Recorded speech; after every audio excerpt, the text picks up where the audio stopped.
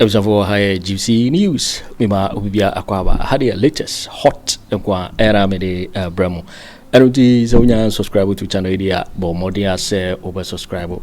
They be ya say over click the subscribe button na wabele notification. We understand video for be upload no. What the first person once ebe kan sa video. Afi we na wa like video no give us a thumbs up na fi share ma wo foforo so na wenye bi hwe na wo hu ensemo a ekoso e wo Ghana memo hanum afin tentemara yembura ye ensemo a abeto ye pno so uminti ye sankomo ya babeto je sa report mama yiti sansemo ye ekoso uminti demonstration ekoso ema minority leader fa akwa propose ni bi cross tro ama ne asem na kodi opposition for ensemo a ya chro krata ma speakers wonyi nimra na omra na free so wo me eye enyinsem bia no mabetio. Yes, I think that removal of CJ, nothing has happened. I did be anywhere I see. The air caution is just a tsunami in a teacup. Some individuals try to make it look like some upstage BS here. The whole focus of this country should be shifted to what is going on. So for me, I think that the ekoso no ye dede hunu a sabi nyansa bia nim. And my culture that I say the NPP as a political party no abaye a sinking enterprise on the downward spiral.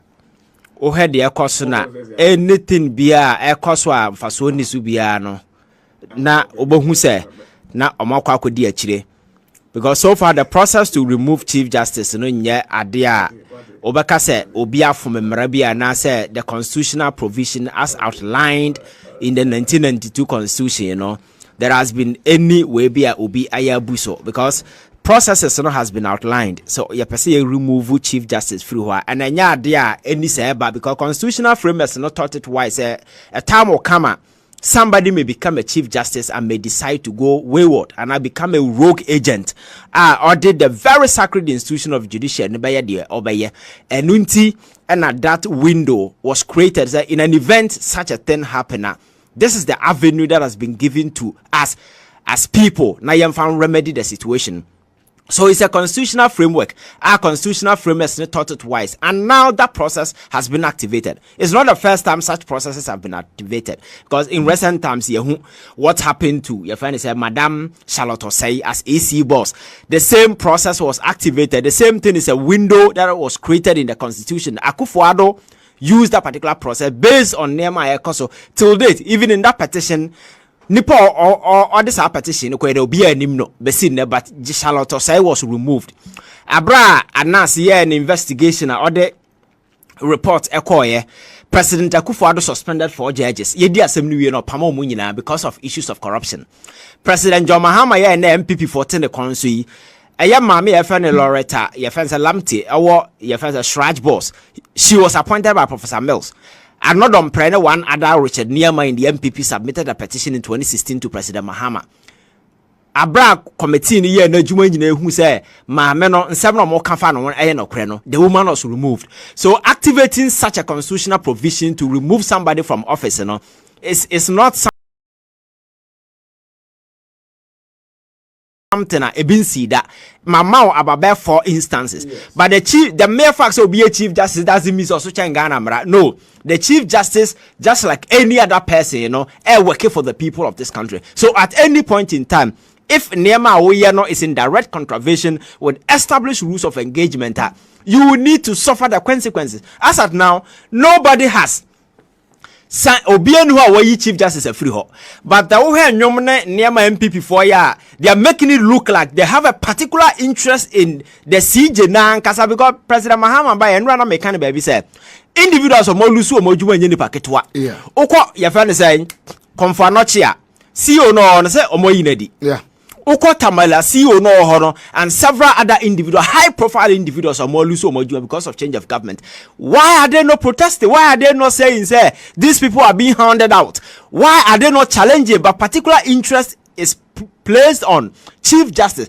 Then it goes to affirm in some amount for a cancer. Maameno, Obia, Modini be see ho, Sabe you be protecting your interest. You are only affirming that particular fact because as it stands now, processes not as ya go through now no emu dia wo he na fo memra eye petition na obi submitted dia kono council of state share petition num na president take a decision na e constitution say all the right to do which aspect omo ye demonstration no udi omo china bi say omo say demonstration nsem na omo kan nyina no what constitutional infraction and a premised on nobody will be able to tell you anything sensible. Nothing sensible will be able to. They will tell you say be a way provision when a president na abuso. Yes. Is the reason why I branch any term and some of the court because that particular suit was a foolish suit because president in exercising his executive functions as outlined in the constitution, no court can stop the president. So when I had a ruling and I say 3-2 no may came a ruling now but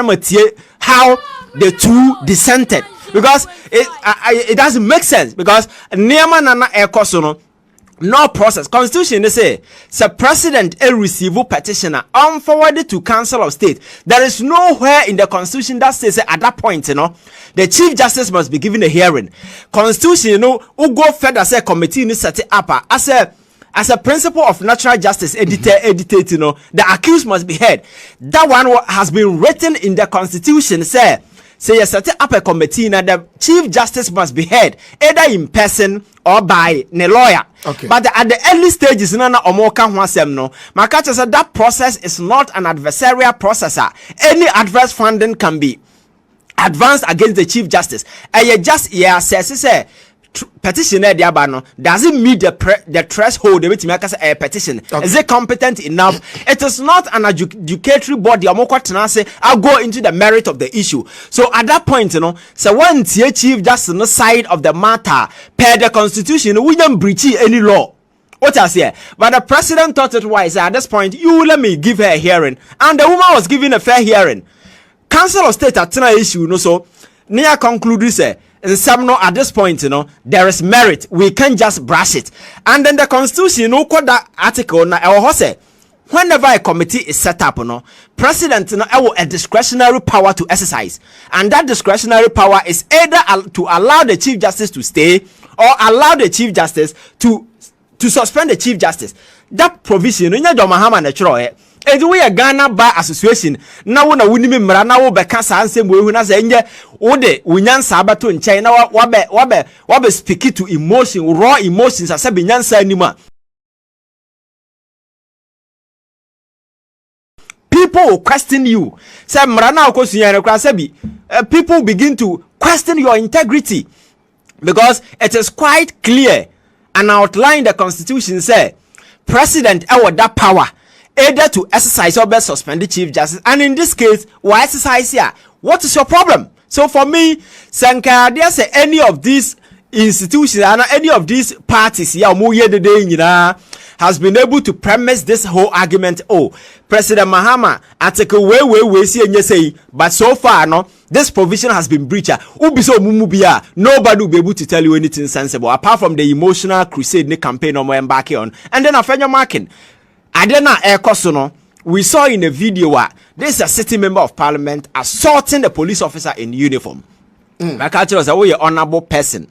Now when I'm Ghana, don't think being just honorable is enough to draw you respect. No, yeah. Respect is a virtue we earn. We don't demand it. So you cannot force people. And the way a speaker now with the parliament now here.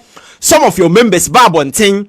Nasa asuban we no mo bedanedi. Nasa man for treated them with that contempt that they deserve.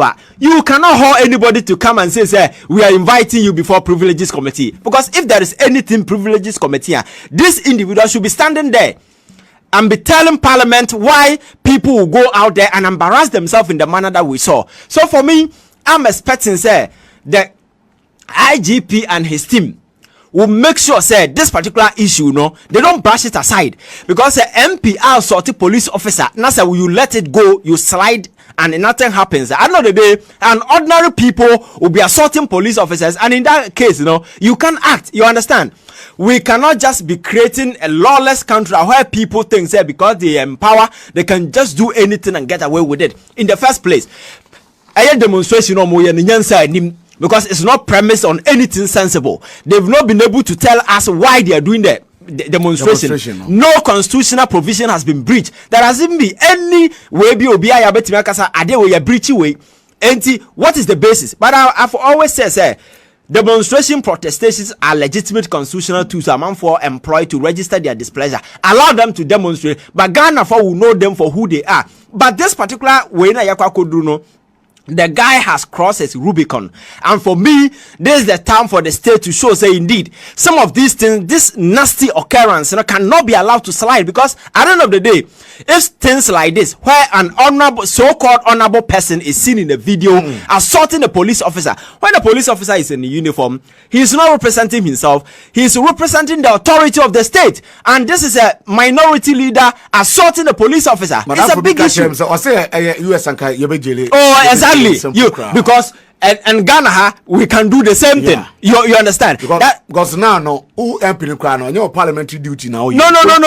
Party parliament is on recess. Yes, and the police officer has a duty, and I'm saying that these are bunch of your friends, shameless individuals. And the NPP as a political party, 8 million kukudwa catchers, and they care so much about democracy to the extent say we need to save our judiciary. These are a bunch of jokers nobody should take serious. Thank you, sir. Were they in this country when Akufo Addo was taking those silly decisions? Now dented the credibility of our judiciary when the gentleman was packing the court with non-friendly people in the NPP. Where were they?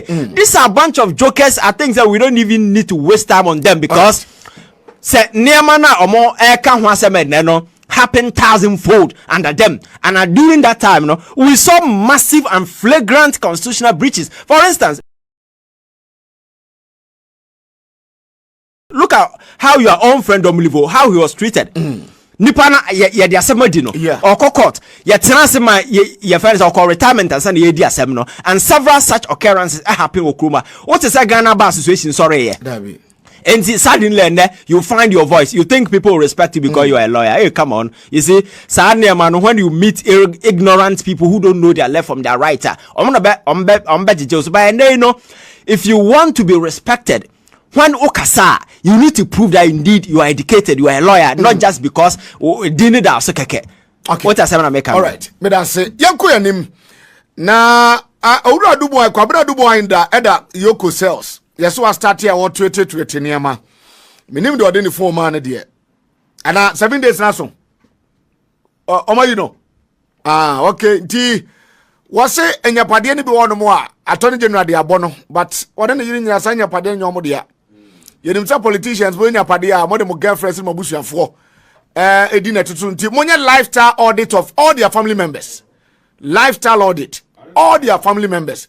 Abrabo mo boni sika na there, because sometimes and then be one more normally amoma mo mabusu and force we dey asuma si dia ebi no form din ye eti eno no honorable veterans na fe yenwie wie ni yakọ ebi was saying was former okay also no innocent na remonacha and deliberately no was misrepresentation of any distortion of facts and some of back couldn't be so what the other honorable young time I got 5 minutes young okay neo minister and omuni phone in free some Endra unicolendi ebisa Godfrey question when to me and I say listen to unicolendi, show us the clause in Article 146 where it states the timeline for the notifying the Chief Justice that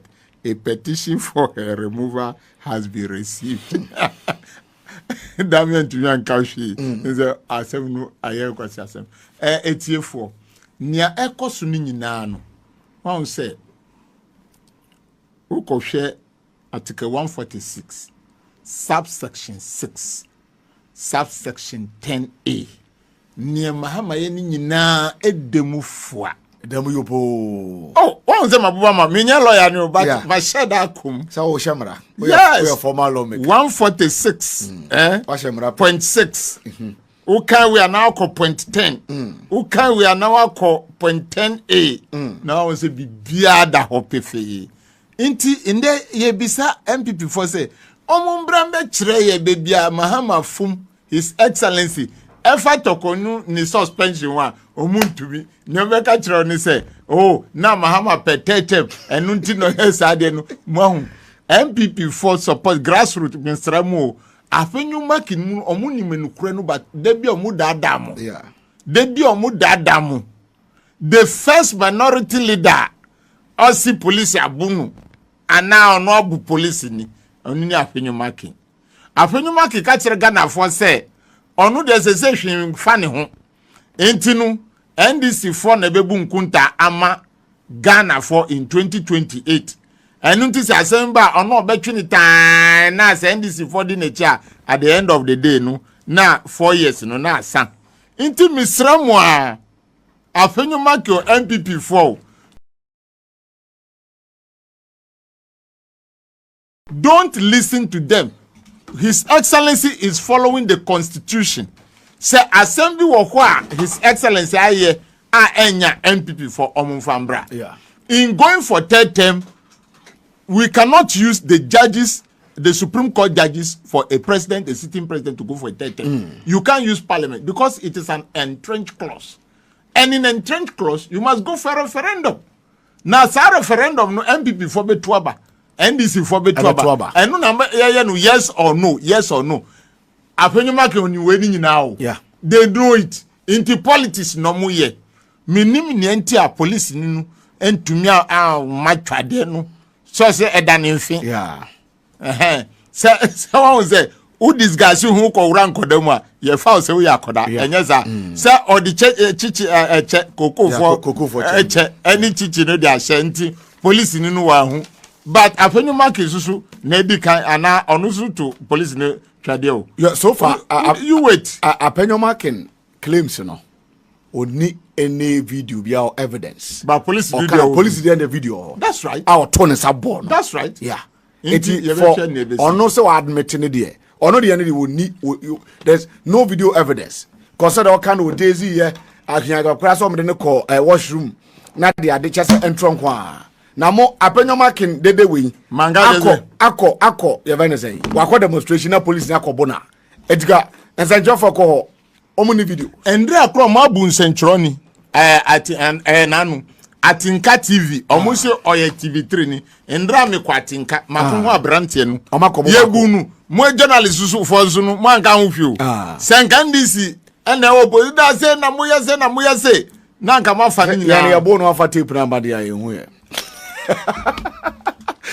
Anti President Mahama between 2017 to 2018, he wasn't not on commenting on national how Akufo Addo government was messing up. Who are co-opposition? Bawumia and 2 months ago not criticize the government. NPP are co-opposition. Less than 4 months or my demonstrations in you know. Last week or my demonstration flopped one, and then or must say another flop demonstration. Now the issues are NPP a raising. First, almost a galam say. Okatche Kwame free for a leading member of the NPP. I only Bawumia share the same stage. 2016 when Akufo Addo share the same stage. 2020. Okay, papa achievements and I say Mekaba be sure. To the man penny phone one I mean Magana phone into Mufuni go about Mabaso. Okatche Kwame free for and Akufo Addo. Yehu NPP national executive, regional executive, constituency executive, police station executive. Ministers, MPs, presidential staffers. Our mutu galam say. One co demonstration. Who are by opposition less than 4 months? Also, we demonstration against Galamsey. The same Galamsey demonstration. A mabunu quiet year before 2024 election. I cheer about 29 of them. Edo mukogum ya bro mu pre promodo mukogum maybe them for even almost a month no. And I will call demonstration. Thankfully. Because enya dampare na ye IGP na yohuni na IGP ntino na no katache demonstration mu koye no ya nchi obi ya mu obi ya mpra obi wo mo di aduane ni nsuo bre wo mo no ya mu obi nchi obi ankwa ankotum na so ada dampare ya Akufo Addo dampare obi demonstration obi di aduane ni nsuo kekekra bre no ye che ne de no kokotu mu ye che Ghana mabunu makomako 29 do mu kukugu afiase bi di bosome ene kire say esono sebi adwen ene sono nyansa esono experience e de yakoso under Akufo Addo woni wa kwa demonstration Yeah, preventing Ghana for anyam na demonstration aside for Bradford abotu to buy ya encrofoto rem no. Yeah. And under IGP Johunu NPP for a demonstration mienu ne on record on camera Afenyo Markin yi ni sabo police ni asum. Nanso so yanya ne hwe.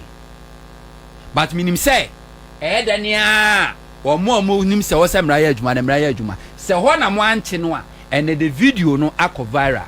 Yera Yohonu make sure say Afenyo Markin sa ni suba phone ni suba tantan sa kaka bensem to trasem bonesem wudi wa esa bohuriye moja mpani trimu da upe politician trimu osum na onsuro nipa moja onya nipa moja ohunu sede se bi wo hu sede akoda hu chocolate no a Afenyo Markin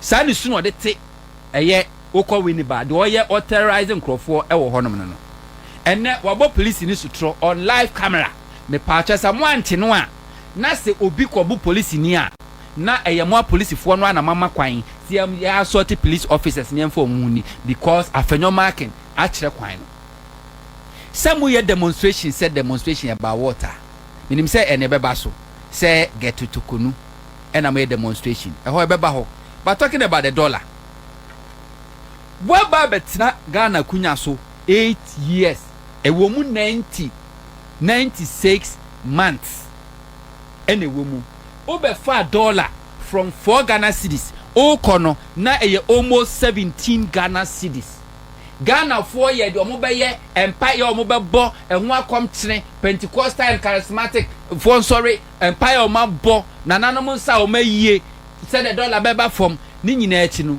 you left dollar almost at 17 Ghana cedis Ghana for 96 good months. And then we predecessor who the can say who successor by 4 months we reduce dollar from 17 Ghana cedis to 13 Ghana cedis. What it means ni say under Ato Forson any esiama every month we are no dollar no more reduce omo masote depreciate by 1 Ghana cedis. Now we are kanana agric policies and share Asante in government policies and kasana and Asante in the mere fact say the finance minister making sure say yenye wasteful spending na sika kakra won ye manage no na dollar no eba from enti by the time I feed Ghana ye bedua sabre kwafo na hyase edua ye betwa sa anuane na ebeba food import eso beti na government programs ahodo a wode agu akwam he say eye importation so beti no nana by the time I feel obekọ na wiye no Ghana yetie ya ebetimenya dollar less than 10 Ghana cedis market on the wall yebetimenya dollar less than 10 Ghana cedis something that went to me for 96 months anye no obi edi just 4 months yes adwuma we and Akufo Addo petrol timi koya meyeto 1 liter 18 Ghana cedis 1 liter 18 Ghana cedis ekoya twamu kodu 22 Ghana cedis per liter. Yeah, 22. And then liter 12 Ghana cedis. Liter 12 Ghana cedis. Projection just say a back from this year and now $1 no a 13.8 no. By the time a numerical coach and Obo se best dropping. But the question is it sustainable? Yes. That is Nana, whether a sustainable and not sustainable.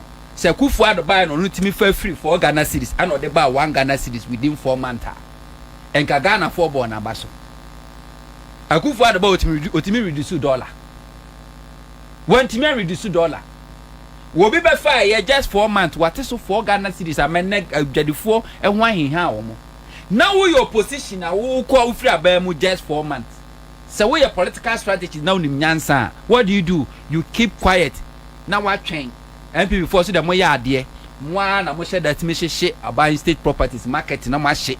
No shit that year no create artificial security. You keep quiet because say aban no be from na aban no from aba be didi. Would you when aban ya dia Ghana for ban abaso na so be ye o ye kire. To say NPP o ye kire nkrofo anko. Because nye jimia nana wakwa election we lose. You see it from 137 to 88. What we need 2020 election. with almost 500,000 and then what lose election over 1.7 million votes. Wo party for mo say mo party for omo and anto about 2 million. Muntimi nkoye and omo nkotena ase enhwe omo haw. Emo omo nka omo atro en resolve ye. Musibo ko thank you to am ko ne ko wi ase na akuti ato. Enya ateni NPP mu dentist bebre wom say that latest dentist awapie ya bronye. Was say wodi ni nsabe nkum bewura Kennedy Agyapong num na ne sen nade no wadwiri ni nyina agu. Say due to through the thank you to ya discover another dentist from the NPP which is abronye. Mon kan nwie ye mo party ni de o se make a demonstration. So your political strategies are you wait. The man ye besa mo cry Ghana fo hi amena me no ka say ko fa ballot box here meto aba. So NPP nya even 8% kra na enyame. Because Ghana for na transia who say mo ba e na mo ye nwe we sent monkeys to do their job.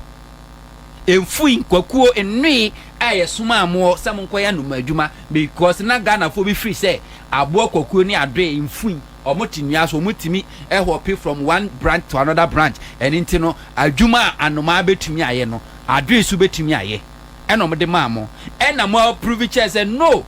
You can never send monkeys to do best job because anoma wotimi tu every dua ba akoso kosi dua ba akoso na emo ma de won tumi nya saa na aban papa ba no toto ne ama obetena se no wo mu masa tie Simonten sa wo ye wo ye kire when the dollar from now why you so divert attention and you cannot divert any attention no. We are living the reality. They are so come for they are living the reality. Mam no be the form ko China ko Dubai ko fa ne mam they are living the reality. Adaba fo a omo eto petrol private cars commercial cars obi anim how much the high cost of fuel ekum Ghanaian business no and na from no they themselves they are living reality. And you want to catch Ghana for and nothing can divert Ghanaians' attention. Talking about Mahama 120 days. And then ya obi akwache Mahama cars mienu brand new cars were disclosing as a donated cars ni yamfa nkoma aban. And then Mahama say na point is a man declare more assets. Said ye emna date no deadline or share no so ye no. O 3 months salary yentua ye de kwa akoto sa fan ne ye de ba behwe apomuden Mahama ke ye de kwa akotum.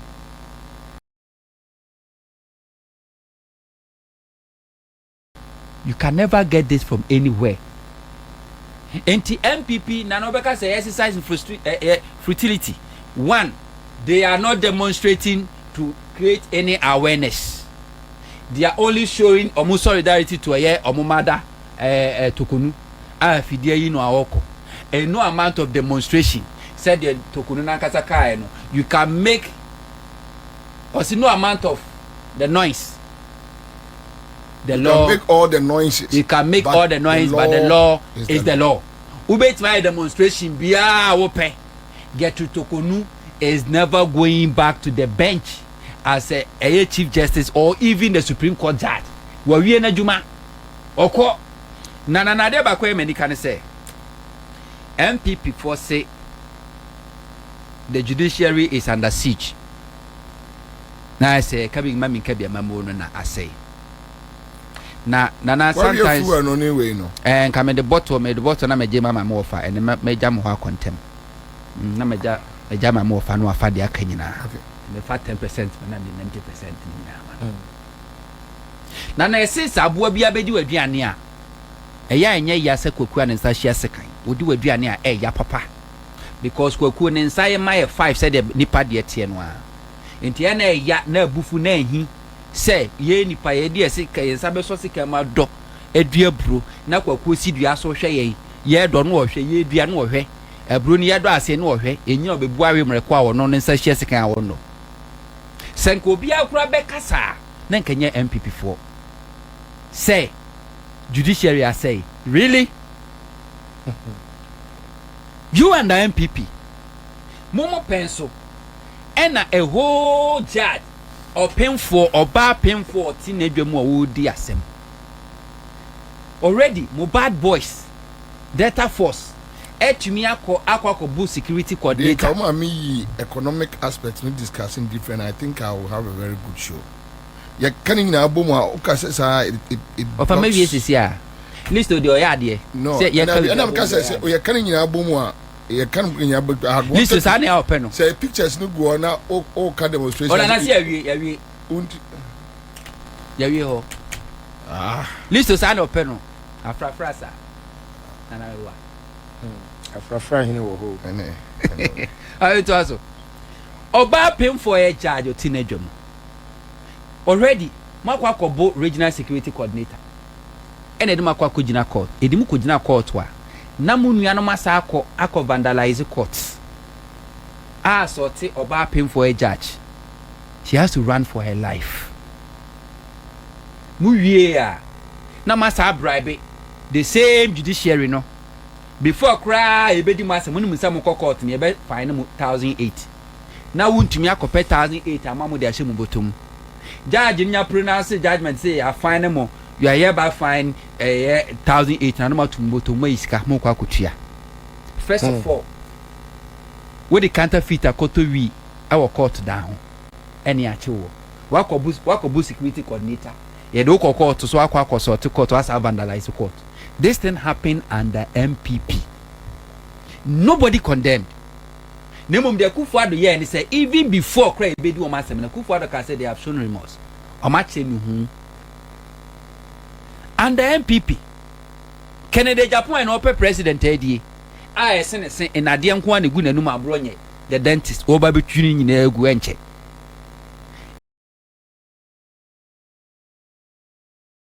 Etimi hwe high court judge anim edi na attempt threatening life. The we ask you no high court judge ni edi na attempt threatening life no. Onu mo be victim to justice. I we ask you no the eni ni aboa. E transfer sa judge ni kura fisa case ni so am ani na asem. E ma Kennedy Agyapong fa no hu die. Sa nya ma we nyina si. You never say judiciary was under attack. And holding the Chief Justice to account, holding her accountable before the law, you hit history to say we a demonstration. You koka nano Professor Kojo Kyeremanteng, a former minister and I think it's Rollins, no education minister. Nanamona money. So kind of AUCC nyanka on wankasa nano otchere write ups be very beautiful. We read here to say yes I'm inside no otchere no but prof I disagree with you. Not more can you say touch not my anointed because Gertrude Torkonoo your bad now you set a bad precedent. Prof I disagree with you 1,000 times. Yeah go and read. Oh my God. Say Gertrude Torkonoo your bad. How low? Yes sir, you victimize a ma. Now for Supreme Court a year a judge for na betina mu a ma womu cry just 13%. Enti President Mahama should take his hands off Gertrude Torkonoo. Prof again I disagree with you. And I know someone somehow now was born out of your personal relationship you have with Gertrude Torkonoo. Because when Chirega mra baby and one chere any precedents bia e chere say maame na ya de say ye we under 1992 constitution rule of law and the adwuma and no one is above the law and he who asks for equity must come with clean hands. Won't mean na eye akunya taxpayers atua de ama wo enhye rope enhye gun entna ho embetwu makeup enkikacha lawyer for say sit down because you don't want to hear them speaking. We are not Jáil obi kunu so onko fiase because nipa na practice are corrupt and as we breach Ghana law. Now you yourself no we are corporate. No. 2015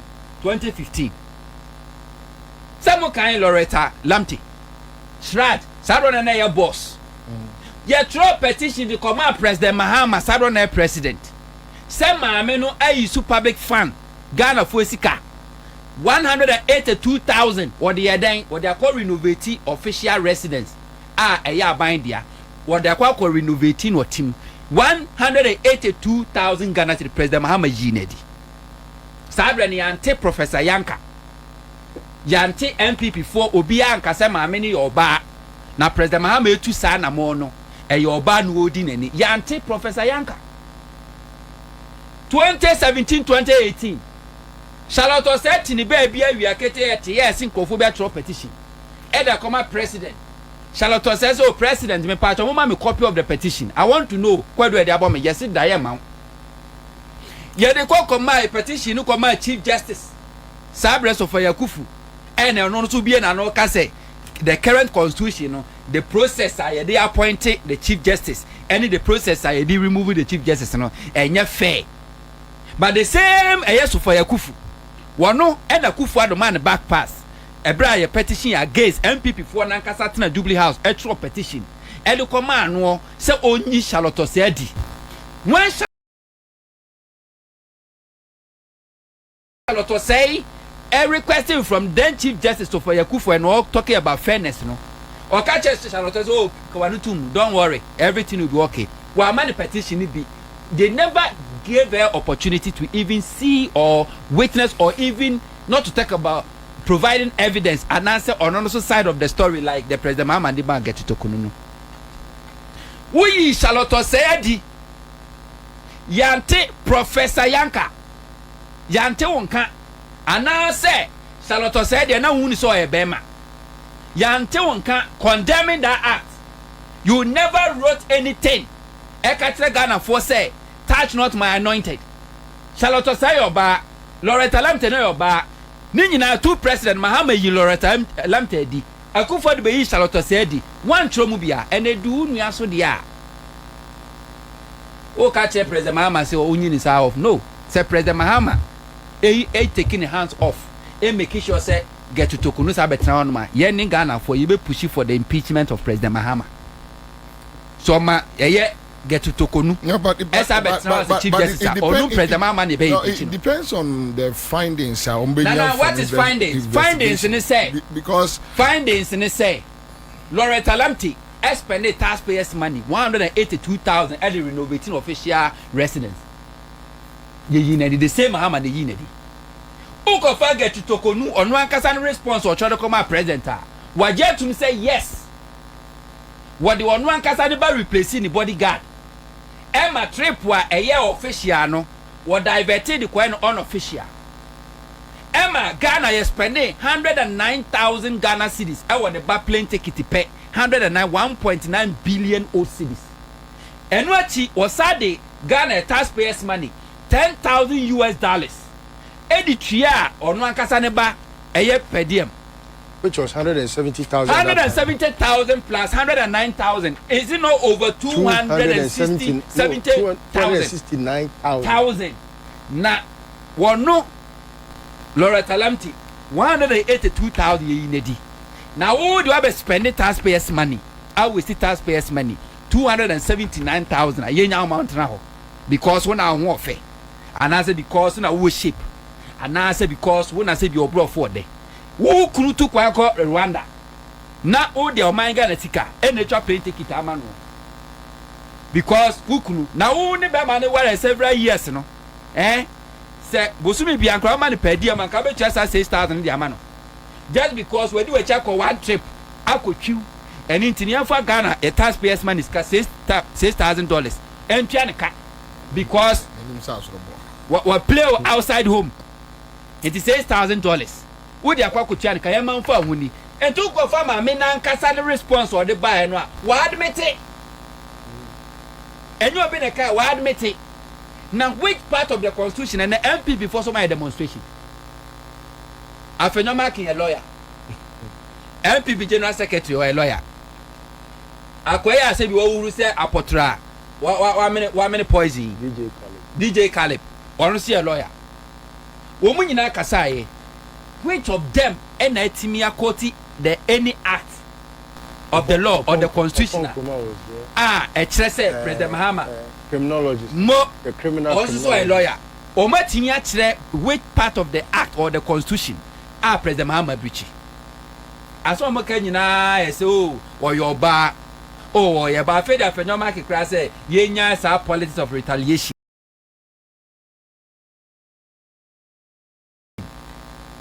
Obese tit for tat. Oh, tit for tat enye. Why should there be a tit in the first place? If Why there's not? a tit, Why not tat? If there's a tit, then there should be tat. And if there's a tit for tat, say, oh, judges now President Mahamadu appoint to a mono. Yeah, but see, somebody Akufo Addo no be president for just 8 years. I appoint to over 14 justices to the Supreme Court. I been see that. NPP for Haley, to the extent say Chief Justice a Supreme Court judges in the crown call a retirement in my vacancy. My no. Now Akufo Addo was still appointing people to be on a standby, and the NPP is complaining because Mahamadu nominated 7 Supreme Court justices. The same NPP say a yeba power yes you best sake CJBR President Mahama ebe ino now Jáil Afenyo okay. And to say Ghana for be some mistake in Ama Wakwanya Moabano. We are firing you. It's Mahama's time to fire. So allow Mahama to fire. And you fire everybody. So Ghana for your mistake. Esa the 2 mawa. And Ababe the way. See, Nana, there are things for you never lost. Adia ya wodia. A koko baby you abobuano. Na see adia ya abo atechide diano. Krama 2 milika upang os utwemuko atechide ba befa no de ko. Uko Supreme Court wa Justice Bafuboni that's one of the senior most judge our even under a year I can say Georgina Wood Justice Etuguba no the senior most Ubeka 2013 Supreme Court verdict election verdict case no na Etuguba na net na so wo ba ya when you penifoni nyina afi ho at a point you threaten Papa no kwasa on resign because 2013 Ebra mo de mo nsemo court about me akotra that come say you and I were not there no one vote ama Akufo na be president you were threatening Justice Bafuboni to resign one resign no Nigeria due process I will go through artist the due promotion edu no one promoting my many da and one the nyame aye Akufo Addo co-opposition people co-opposition just 4 months and ne Justice Bafuboni is the acting chief justice Nigeria and a prison for you for you see what only Nyankopon to me and the MPP just to sit down and enjoy how Kama is serving the same dose the more for and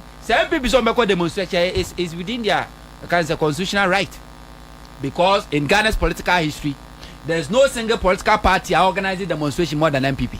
The MPP demonstration omo ya de pa we omani na biro omo afe no omo be fa afa gebe omo titiku fufuro and the demonstration pa omo nko ne omo run 24-hour economy we ko ne ochina na obi akọ you can demonstrate you can do whatever you want to do. Gertrude Torkonoo is never going back to the bench.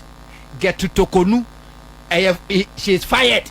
Gertrude Torkonoo said the Ghana forecast she will be set charge and so long as I know said Domlevo ewo holiday says he can what the man ni kunu says can what the man ba for doing nothing for Ghana no she will be set charge she will be made to pay that money in MPP before BBR says he can Anno Bawumia de ma omo Kennedy Agyapong so dia mom no omo reserve bi so omo da Gertrude Torkonoo omo penasem pa so omo national women organizer omo reserve says he can se committee ni omo adwuma wi a that amount na be se charge ni se won tua no no omo de says can no e de ama no and Ghana Bar Association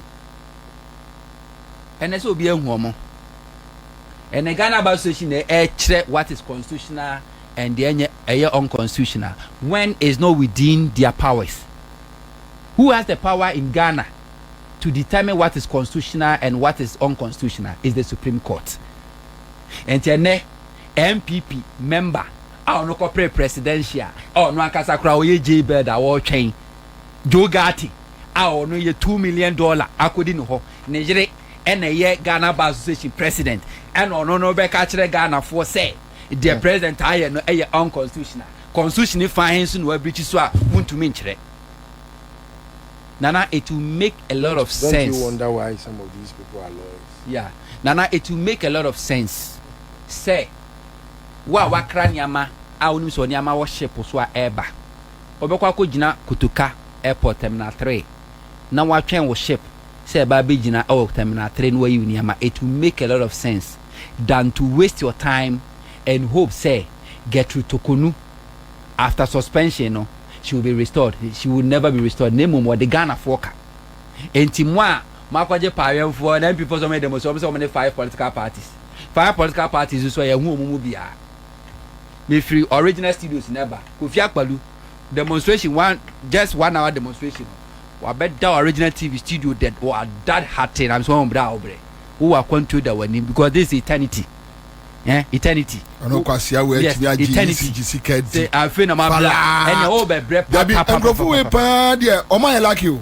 Yo, it for winning and someone about beto. Yapono so Mikao say so when you subscribe to channel idea Bobodia say over subscribe. No, I like video no give us a thumbs up. Now fi share my wofo so now when you be here now and somewhere koso ewo Ghana memoir. Also with me otchere wadwen afaye some way nyina ho ewo comment box ni mu. Mbati minkabi in my next video. Thanks for watching. Like and share the video. You can also drop your comment. Please don't forget to subscribe. Click on the bell to turn on the notification.